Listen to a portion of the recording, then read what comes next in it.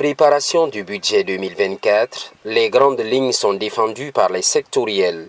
Le ministère des Infrastructures et des Travaux publics est à l'épreuve, et ce n'est pas fortuit.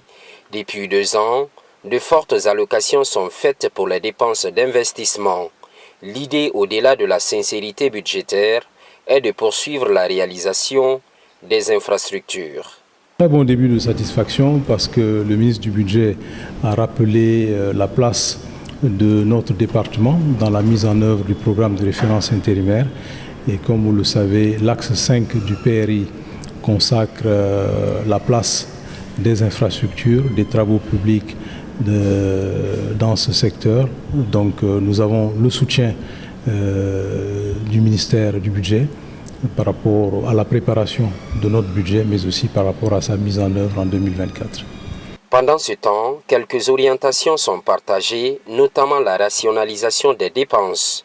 Cela entrevoit la revue à la baisse de certaines rubriques, comme le carburant. Les transferts vers d'autres structures seront également consentis, mais pas que.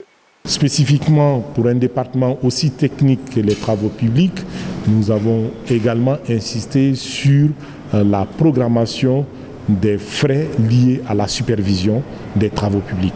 Parce qu'il ne s'agit pas simplement d'avoir un projet d'infrastructure, mais il faut également que le bureau de contrôle qui va être mis pour superviser la réalisation correcte des travaux puisse être pris en charge.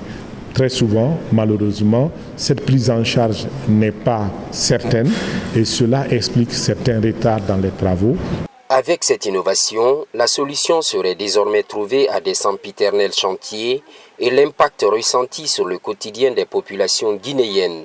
C'est l'un des défis à relever pour le prochain budget de l'État.